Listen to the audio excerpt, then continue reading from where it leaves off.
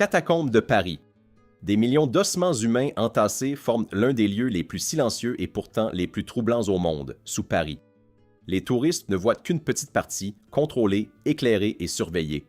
Au-delà de ce sentier s'étend un labyrinthe gigantesque, illégal et quasiment sans fin, fait d'étroits tunnels, de passages effondrés et de zones qui n'ont jamais été entièrement cartographiées. Des gens s'y aventurent clandestinement, avides d'exploration, mais perdent rapidement tout sens de l'orientation. Sans réseau, sans lumière naturelle, sans pointe de repère, leur cerveau commence à dysfonctionner. Des témoignages concordants font état de bruits de pas résonnant derrière eux-mêmes en l'absence de toute présence humaine, de courants d'air surgissant de nulle part et d'une sensation constante d'être suivis dans l'obscurité. L'un des enregistrements les plus troublants concerne une caméra retrouvée des années plus tard, où l'on voit un explorateur tout abandonner et se mettre à courir, pris de panique, comme s'il avait aperçu l'impossible. La vidéo s'interrompt brusquement et l'homme n'a jamais été retrouvé. On ignore ce qui peut pousser quelqu'un à abandonner son équipement, son sens de l'orientation et toute logique dans un tel environnement, mais ceux qui s'y aventurent illégalement arrivent généralement à la même conclusion. Le danger ne se limite pas à se perdre. Forêt de Fontainebleau. À quelques kilomètres de Paris, la forêt de Fontainebleau ressemble à n'importe quel autre vaste espace naturel, avec ses sentiers et ses rochers familiers aux touristes. Mais dès qu'on s'aventure dans les zones moins fréquentées, le tableau se transforme radicalement. Les sentiers se répètent à l'identique, les arbres semblent identiques et les repères les plus simples perdent tout leur sens. Des personnes rapportent avoir marché en ligne droite et s'être retrouvées exactement au même point sans s'en rendre compte. On compte des cas d'explorateurs expérimentés désorientés pendant des heures dans des zones relativement restreintes. Les témoignages auditifs les plus troublants sont ceux qui décrivent des personnes entendant leur nom être appelées au milieu des bois, des bruits de pas synchronisés derrière elles et même des conversations indistinctes dans des endroits déserts. Certains décrivent une sensation physique de pression, comme si l'environnement se refermait sur eux. Officiellement, rien de tout cela n'est reconnu comme un phénomène anormal, mais le comportement observé après l'expérience est frappant. Les personnes qui y entrent avec assurance en ressortent en silence, évitent d'y retourner et expliquent rarement ce qui s'est passé exactement. Montségur, château des Cathares.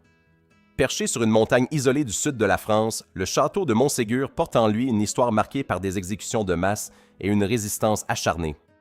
Des centaines de personnes y furent tuées, brûlées vives pour avoir refusé d'abjurer leurs convictions.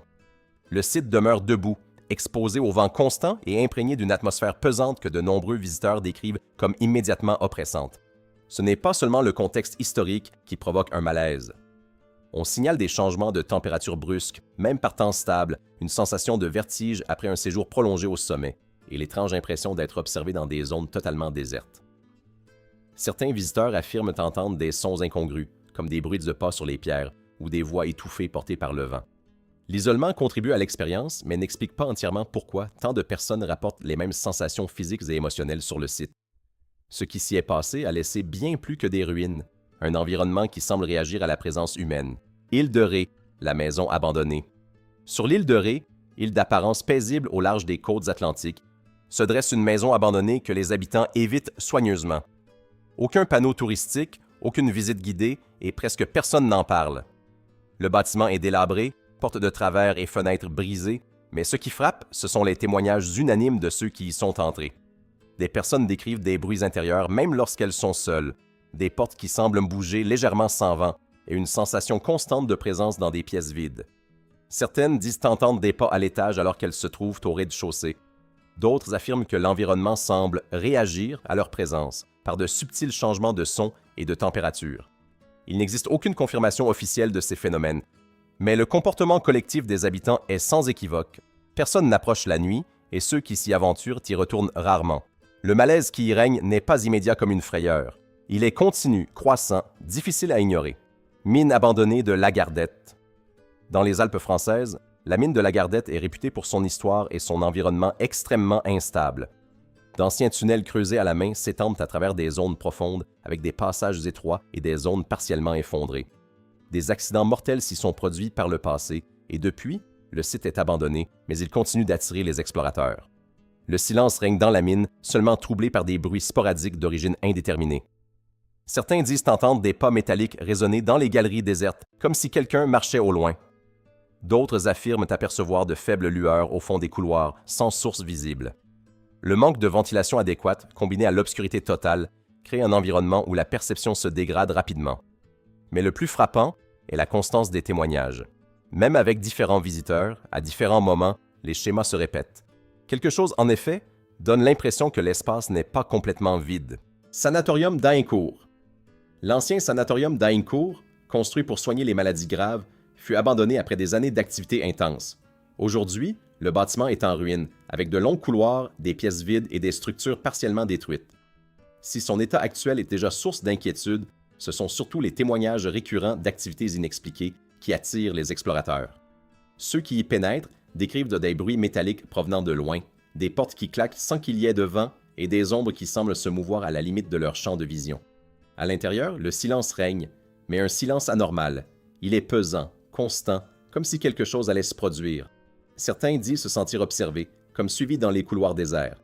L'histoire du lieu, combinée à son état d'abandon actuel, crée un scénario où tout stimulus est amplifié, mais la répétition des témoignages soulève une question. Pourquoi tant de personnes décrivent-elles des expériences si similaires en ce lieu? Oradour-sur-Glane. Le village d'Oradour-sur-Glane reste figé dans le temps depuis l'un des épisodes les plus brutaux de la Seconde Guerre mondiale. Maisons détruites, voitures calcinées et objets laissés exactement où ils se trouvaient composent un paysage qui n'a pas été reconstruit, seulement préservé. Le silence qui règne ici est unique en son genre. Aucun mouvement urbain, aucune activité quotidienne, seulement des structures vides et les traces indélébiles des événements qui s'y sont déroulés. Les visiteurs témoignent d'une profonde tristesse, comme si le lieu portait en lui la mémoire du drame, d'une manière presque tangible. On ne recense pas de phénomènes surnaturels aussi récurrents qu'ailleurs, mais il y a quelque chose de plus difficile à expliquer. L'impact psychologique immédiat. Les gens arpentent les rues et décrivent un malaise croissant, une difficulté à rester immobile longtemps et le sentiment que quelque chose, là-bas, ne devrait pas être dérangé. L'endroit ne cherche pas à effrayer, il montre simplement ce qui s'est passé, et cela suffit. Grotte de Lombrive. Les grottes de Lombrive comptent parmi les plus vastes d'Europe, avec des passages profonds et des zones encore largement inexplorées. Y pénétrer, c'est se couper complètement du monde extérieur et entrer dans un espace où la lumière, le son et l'orientation sont bouleversés. L'écho à l'intérieur des grottes amplifie les bruits ambiants, donnant l'impression d'entendre des voix ou de percevoir des mouvements au loin. Ceux qui s'aventurent hors des zones sécurisées rapportent une désorientation totale, même avec du matériel de sécurité. On raconte que des personnes y sont entrées et n'ont jamais été retrouvées, disparues dans un réseau de tunnels apparemment sans fin. Plus on s'enfonce, plus le silence devient oppressant, presque physique. Certains décrivent une sensation de pression corporelle, d'autres font état d'une anxiété soudaine et inexpliquée. L'obscurité qui y règne n'est pas d'une simple absence de lumière. Elle est totale, absolue, capable de modifier la perception en quelques minutes. Et malgré cela, certains sont prêts à s'aventurer plus profondément. Château de Brissac. Le château de Brissac est connu non seulement pour son architecture imposante, mais aussi pour les témoignages persistants d'une présence liée à une mort violente qui s'y serait produite. Visiteurs et employés affirment avoir aperçu une silhouette féminine dans certaines parties du château, notamment la nuit. La description est toujours similaire.